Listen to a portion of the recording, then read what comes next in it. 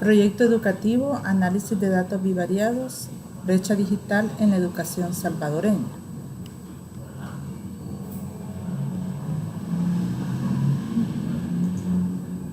Presentado por Ana Yesenia Morales y Karina Ibet Martínez. En el contexto de la pandemia, nos vimos obligados de pasar de lo presencial a lo virtual, encontrando una realidad el superar la escasa accesibilidad a una computadora y a servicios de Internet. Según las estadísticas de la DIGESTIC 2021, de los años 2021, 1 de cada 10 personas tenían acceso a una computadora. Sin embargo, 9 de cada 10 tienen acceso al teléfono, surgiendo la educación a distancia vía WhatsApp.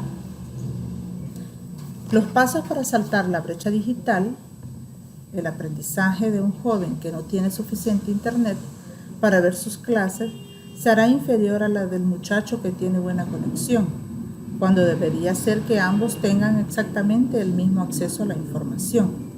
Esto lo dijo el señor Felipe Torres, director de la Cámara Salvadoreña de Tecnologías de la Información y Comunicación.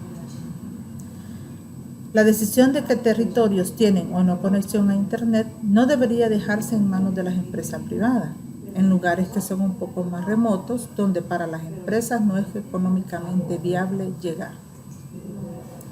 La conectividad es el gobierno quien tiene el rol social de poder garantizar que exista la infraestructura necesaria para la comunicación con el resto del país.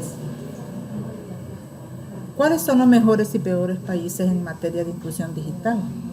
Desde su designación por la UNESCO en 1967, el mundo conmemora el Día Internacional de la Alfabetización cada 8 de septiembre. En 2021, el evento girará en torno a la interrelación entre la alfabetización y las competencias digitales, bajo el lema Alfabetización para una recuperación centrada en las personas, reducir la brecha digital, ya que como nos muestra el mapa, más países tienen poco acceso a Internet o accesibilidad a que los que sí, la brecha digital es más estrecha. La brecha digital, la separación que existe entre las personas, las comunidades y los estados, conlleva a 3 procesos, o a estudiar 3 procesos: la infraestructura, la accesibilidad y las habilidades. Las fases de nuestro proyecto fueron las siguientes. En la primera etapa seleccionamos la temática, en la segunda selección de variables en estudio. La tercera etapa consistió en seleccionar una muestra de 102 personas de 3 centros escolares de las zonas de San Salvador, Atiquizaya y Sensuntepeque. La cuarta etapa, vaciado la información, y la última y quinta etapa, graduación de video con análisis de los resultados encontrados. Puntos importantes: variables estadísticas, instrumentos de recolección de datos y el análisis de resultados. Las variables. La variable cualitativa que vamos a estudiar es la brecha digital. Esta se divide en 3 puntos: el costo de acceso, el porcentaje de uso y el porcentaje de infraestructura, que serían las variables cuantitativas. Ahora veremos el análisis de resultados. Bienvenidos. Continuando con el análisis de resultados de nuestro estudio, pasamos una encuesta con 7 preguntas referentes a explorar la brecha digital con sus 3 variables en estudio. Las zonas que utilizamos para la parte descriptiva fueron 3 municipios: el de San Salvador, Atiquizaya y Sensuntepeque. De estos resultados podemos contemplar que tuvimos estas respuestas: 40 de San Salvador, 57 de Atiquizaya y 5 de Sensuntepeque. La primera pregunta que se les hizo fue referente al acceso de Internet residencial, obteniendo de esas 102 personas que el 63% no tienen acceso al Internet residencial, mientras que el 37% sí lo tienen. Ahora bien, siempre al acceso de Internet, les preguntamos que si tenían acceso al centro escolar y tuvimos que 55 personas no tienen el acceso a lo que es el centro escolar, mientras que 47 sí. Estamos bastante cerca de un 50-50. Ahora, se les hizo la pregunta sobre en qué rango oscila su inversión mensual en Internet. Y aquí tuvimos esta gráfica con histogramas donde podemos contemplar que la cantidad de personas que más despuntó fue el de 34 personas consumiendo un promedio de aproximadamente $35 mensuales. Podemos contemplar que donde más se observa del pago es que hay 34 personas que consumen $40 o más, y curiosamente vimos que el servicio del gobierno nadie lo está utilizando. Acá hicimos todos los cálculos respecto a este consumo. Tuvimos que un promedio paga $23 mensuales, aproximadamente el 50%, que es la mediana, está representado por $34. O sea que nuestra población paga más de $34, el 50%, y menos de 34. Que la moda que más se dio es de $41, siendo el consumo más alto de 40 y el consumo más bajo de $1. Ahora, en el rango intercuartílico tenemos que nos dio un 7.5 de consumo de dólar, y podemos decir en cuanto al primer cuartil que el 25% de nuestra población consume menos de $27 y que el 75% consume más de $35. Ahora bien, pasando a la otra pregunta sobre qué uso le están dando al uso de la red, y obtuvimos que los sitios que más están utilizando para la formación académica, con el 40%, fue el uso de YouTube, y hemos visto que el incremento al uso del Classroom se dio más pronunciado. El 64% está usando Classroom. Pero ahora, como ya estamos en clases presenciales, podemos ver que las plataformas de Zoom y de Meet ya disminuyeron al 34%. Y las otras aplicaciones como más comunes son de uso menor. Vemos que GeoGebra es una de nuestras aplicaciones que estamos trabajando para el área de SMATE. Muy poquita población lo ha comenzado a utilizar, apenas casi el 7% de la población. Con menores frecuencias tenemos los video quiz y otras aplicaciones que comienzan a salir en boga. El correo electrónico es una de las herramientas que todavía se está utilizando. Sería como el cuarto lugar del para qué están utilizando el acceso a la red. Otra de las preguntas que se le hizo fue muy importante porque queremos ver lo que es la infraestructura del servicio que ellos están recibiendo versus el pago, y preguntábamos sobre la latencia de su internet, o sea, la capacidad de respuesta que tienen, y estábamos viendo que la barra que más despunta aquí es entre 20 y 30, y acá en la siguiente gráfica podemos contemplar el siguiente análisis. Podemos ver que el promedio de latencia anda en 23 de ping. No es muy alentador este resultado, porque para que sea pues una capacidad de respuesta tendríamos que estar en un ping de 10.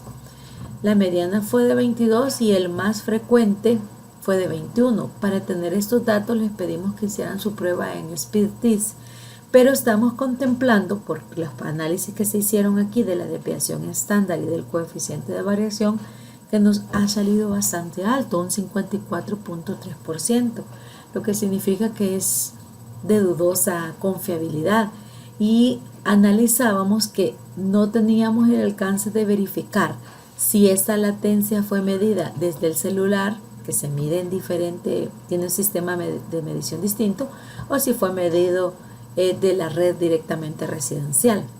Entonces esto nos está ofreciendo una información pues no es muy confiable.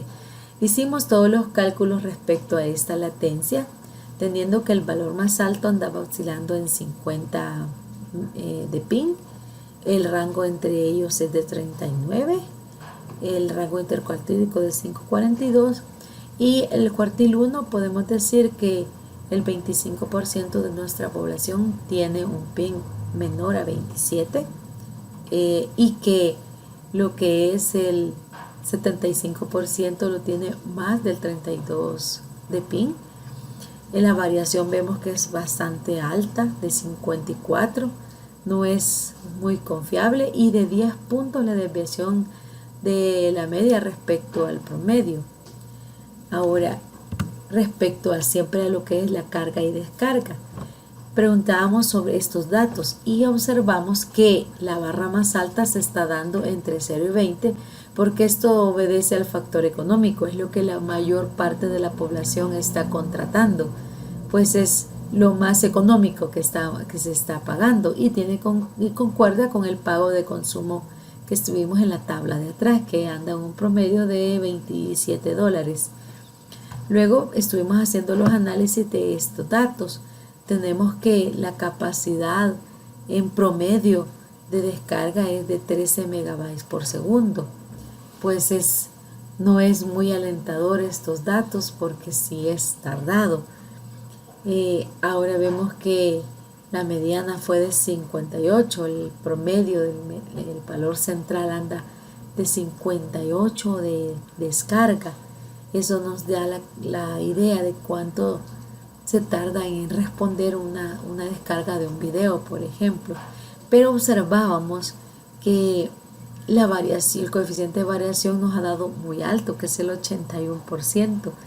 Eso nos dice que todavía aún la lectura no ha sido muy confiable, porque de seguro en la gráfica inicial que mostramos vimos que la mayor parte no tenía internet residencial, o sea que estaban trabajando con datos y no se percataron que la lectura de medición en el celular no es la misma que el internet residencial. Esto estaba para la lectura de megabytes por segundo. Esperábamos que fuera residencial, pero no se percataron que lo estaban haciendo del celular y esa medida es distinta. En cuanto a la capacidad de carga, vemos que aquí anda la mayoría. Mire, siempre están en el servicio, el 74 personas están siempre en el servicio de contratación de 0 a 20 megas. Ahora, estas ya son las de menor uso. Este grupito es más pequeñito que se ve que tiene de 80 a 100, pero esto estamos hablando de una velocidad muchísimo más alta, ¿verdad? Que en teoría debería alcanzarse con fibra óptica, que no tenemos ese servicio en el país. Tenemos entonces el análisis de estos resultados, que fue un poco más alarmante porque el coeficiente de variación, que fue del 94%, nos está diciendo que es muy poco confiable las lecturas que nos ofrecieron nuestros encuestados. De esta medición tenemos que la mediana nos dio un 58.88%, el promedio anda en 14, que es lo que la mayoría anda cabal en este rango donde se dio la mayor barra de uso, ¿verdad? La moda es de 11 de carga, pues es relativamente muy baja. Ahora, hicimos este análisis aquí en el diagrama de caja y bigote y observamos que nuestro primer cuartil nos está dando que es de 29.5 megabytes por segundo. Significa que el 25% de nuestra población tiene una capacidad de carga menor a 29, que el promedio o el 50% anda entre los 58 de carga y que únicamente el 75% que estamos en el cuartil 3 anda por el 65 de megabytes de carga. Podemos ver que esta variación es muy alta y que esta simetría se está dando en forma negativa. Ahora pasamos a lo que es la correlación del coeficiente.